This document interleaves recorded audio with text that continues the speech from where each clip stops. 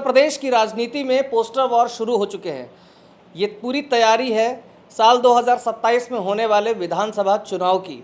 एक तरफ जहां बीजेपी के द्वारा पोस्टर लगाया गया और अखिलेश राज को लियारी राज से तुलना की गई उसके साथ, और वहीं दूसरी तरफ शाम होते होते तस्वीर बदली। सपा की तरफ से भी एक पोस्टर लगाया गया जिसमें योगी आदित्यनाथ की फ़ोटो लगी थी, कुछ पेपर कटिंग्स थी और लिखा हुआ था धुआंधर राज। हमारे साथ समाजवादी पार्टी की जो प्रवक्ता है नाहिद लारी खान जी, वो मौजूद है। उनसे हम जानेंगे, मैम ये धुआंधर राज क्या है? देखिए, आप ये समझिए कि जिस प्रकार से परम आदरणीय बाबा साहब का जो संविधान है उसको बदलने की साजिश रचने वाले, पिछड़े दलितों का आरक्षण उसको ख़त्म करने की साजिश रचने वाले और लोकतंत्र की हत्या करने वाले जो बीजेपी गिरोह है, इससे 95% जनमानस बहुत आक्रोशित है। और आप ये समझिए कि जो आप पोस्टर की बात कर रहे हैं, तो आप ये समझिए जो पीड़ित, दुखी, अपमानित लोग हैं, उन्होंने अपना आक्रोश, ये बीजेपी गिरोह के प्रति जो उनका आक्रोश है, वो आक्रोश पोस्टर के माध्यम से व्यक्त किया है। सपा ने व्यक्त किया है आक्रोश अपना। बीजेपी की तरफ से जो पोस्टर लगे हैं उस पर आपका क्या कहना है? अखिलेश यादव यानी कि समाजवादी पार्टी की जब सरकार थी उसकी तुलना लियारी राज से की गई है।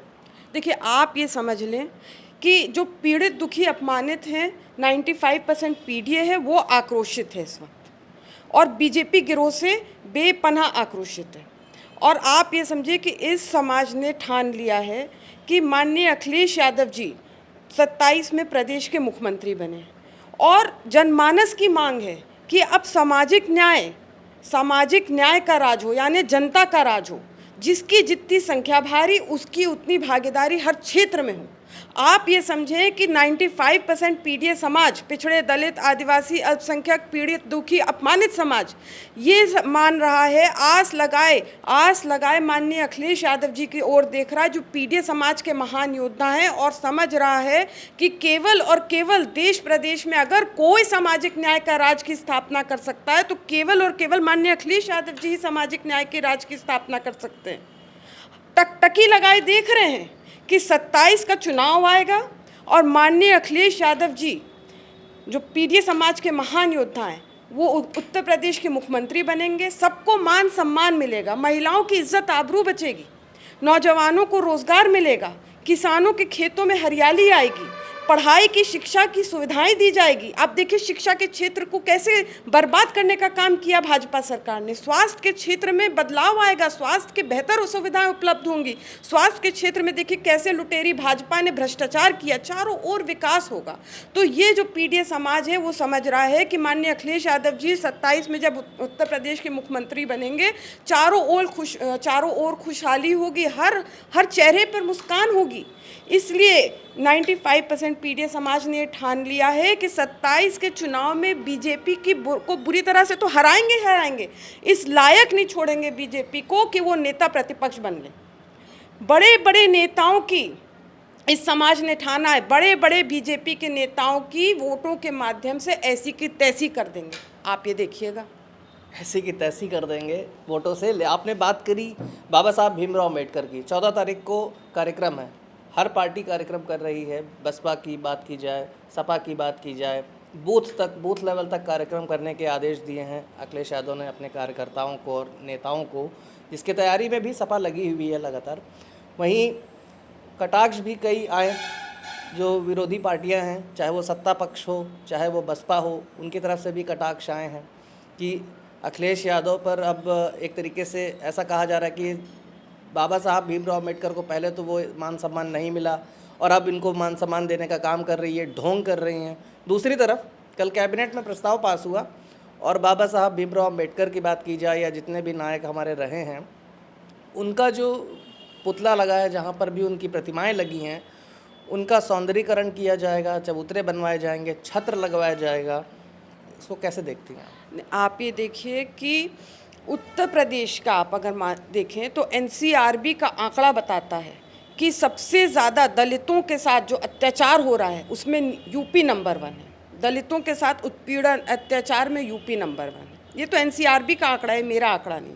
और ये वो सरकार है, भाजपा सरकार, ये गिरोह के जैसे काम करती है। जितना परम आदरणीय बाबा साहब की मूर्तियों को खंडित करने का काम भाजपा राज में हुआ है, जो अपमानित करने का काम किया है, ऐसा उत्तर प्रदेश के इतिहास में किसी सरकार में नहीं हुआ, जो इस वक्त बिष्ट जी की सरकार में हो रहा है, जिस प्रकार से बाबा साहब को अपमानित किया जा रहा है।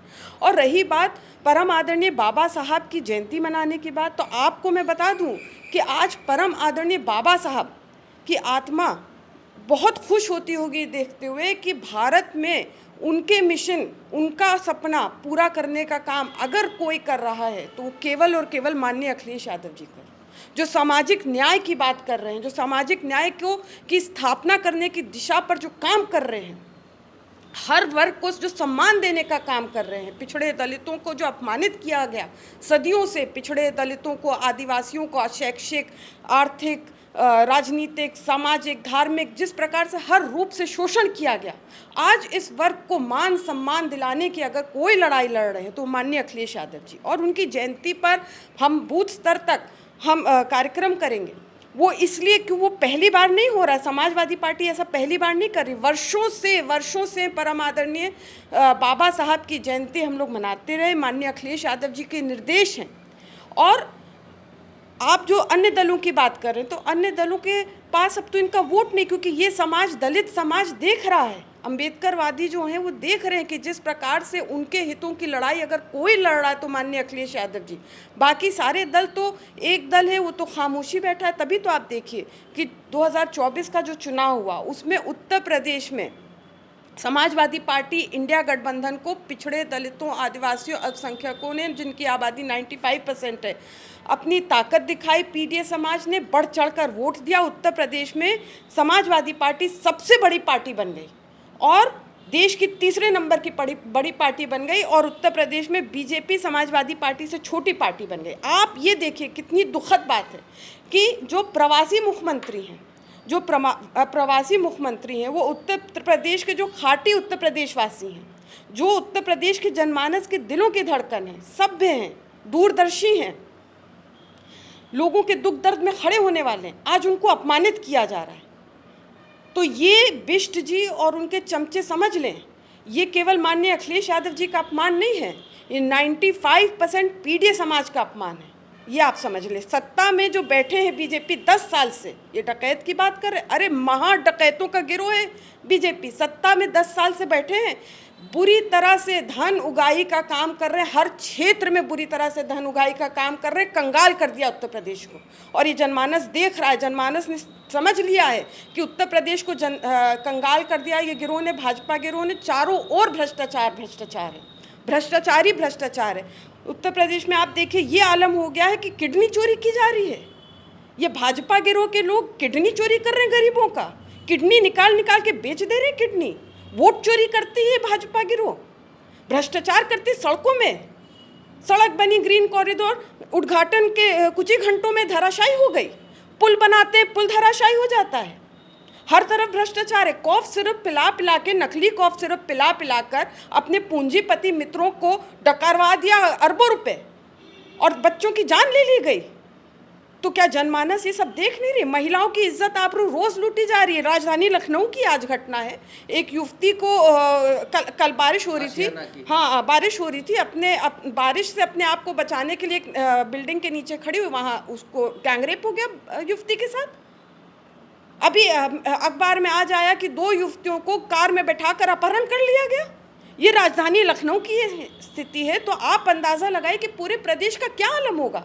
गर्क में ढकेल दिया भाजपा गिरोह ने पूरे प्रदेश को। आज त्राही कानून व्यवस्था नाम की कोई चीज़ नहीं। और खुद उत्तर प्रदेश के जो एक सांसद हैं, गोरखपुर से आते हैं, वो बयान दे रहे हैं कि वो तो ठीक ही कह रहे माननीय अखिलेश यादव जी, जिस प्रकार का रवि किशन जी ने बयान दिया, सांसद है गोरखपुर के, कि वो खिलौना है। क्या सांसद अगर खिलौना है जिनसे खेलेंगे मुख्यमंत्री जी, तो क्या आलम होगा देश प्रदेश का। और जब खुद वो बता रहे हैं, सांसद रवि किशन जी खुद बता रहे हैं कि बिष्ट जी स्ट्रेस में रहते हैं, जब वो खुद बता रहे हैं स्ट्रेस में रहते हैं, तो कहाँ वो देख पा रहे हैं प्रदेश को। बेहतर हो कोई इस्तीफा दे दें, लेकिन नहीं देंगे इस्तीफा, क्योंकि पद के लालची हैं। बिल्कुल, आपने अपनी इतनी लंबी बात में एक बात कही कि एक दल है जो खामोश है, जाहिर तौर की बात है आप बसपा की बात कर रही होंगी बिना नाम लिए, लेकिन मैं नाम ले सकता हूं तो मैं ले रहा हूं। बीते कुछ चुनावों में देखा गया कि बसपा का जो वोट है दलितों का, वो वोट बैंक शिफ्ट हुआ थोड़ा आपकी तरफ, थोड़ा भाजपा में गया, बसपा का कोर वोटर कटा। ठीक, अब बसपा एक दोबारा से वो भी तैयारी कर रही है, आप लोग भी तैयारी कर रही हैं। अखिलेश यादव जी ने कई बार कहा जब चुनाव में वो जीत नहीं मिली, वो मैंडेट नहीं आया जो पार्टी चाह रही थी, जो पार्टी सोच रही थी 2022 में भी, तो उन्होंने कहा कि जनता को गुमराह किया है बीजेपी ने। इस बार क्या ऐसा सपा करेगी कि जनता को कोई गुमराह ना करे और आपकी सरकार बने? देखिए, ये तो ऑलरेडी माननीय अखिलेश यादव जी ने कर दिया है, अब करेगी नहीं, अब तो ये हो चुका है। अब 2024 के चुनाव से पहले जिस प्रकार से माननीय अखिलेश यादव जी ने पीडीए समाज का आह्वान किया और ये समाज जग गया, 95% है पीडीए समाज, ये समाज जग गया और जग कर ये समाज एकजुट हो गया। तो अब ये एकजुट हो गया, ये समाज लोहा लाट हो गया है, अब ये इधर उधर नहीं भटकेगा। जैसे 24 में उत्तर प्रदेश में बीजेपी को हाफ किया था पीडीए समाज ने, वैसे ही 27 में पीडीए समाज बीजेपी को पूर्णतः साफ कर देगा। मैंने आपको बताया ना कि नेता प्रतिपक्ष बनने लायक नहीं छोड़ेगा पीडीए समाज बीजेपी को। इनके बड़े बड़े नेताओं की, विशेषकर मैं रूरल एरिया के नेताओं की बता रही हूँ, ऐसी की तैसी करेगा ये पीडीए समाज वोटों के माध्यम से, क्योंकि ये जो बीजेपी ने किया है, वोट चोरी करते हैं, ये वोटों के चोर हैं। ये सपा रोक पाएगी वोट चोरी? अरे हमारे तो पीडीए प्रहरियों ने तो करके दिखाया ना। हमारे जिस प्रकार से माननीय अखिलेश यादव जी जो पीडीए समाज के महान योद्धा हैं, उन्होंने जिस प्रकार से समाजवादी पार्टी के पीडीए प्रहरियों को और भी जो पीडीए प्रहरी, उनको जिस प्रकार से जागरूक किया, आह्वान किया उनका, और वो पीडीए प्रहरी चले गए, चलते चले गए, बूथ बूथ गए, घर घर गए, और किस प्रकार से वोट चोरी ना हो उसकी लड़ाई लड़ी, और इसमें हमें सफलता भी मिली और दिखा कि किस प्रकार से वोट की चोरी हो रही है।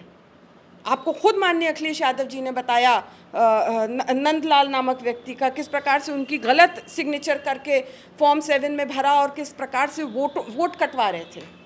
ऐसे तमाम केस है जिसका जो हम तो धन्यवाद देते हैं पीडीए प्रहरियों का कि उन्होंने बहुत अच्छा काम किया और वोट चोरी ना हो पाए, वोटों की हेरा फेरी ना हो पाए, इसमें बढ़ चढ़कर हिस्सा लिया, बढ़ चढ़कर काम किया, मेहनत की।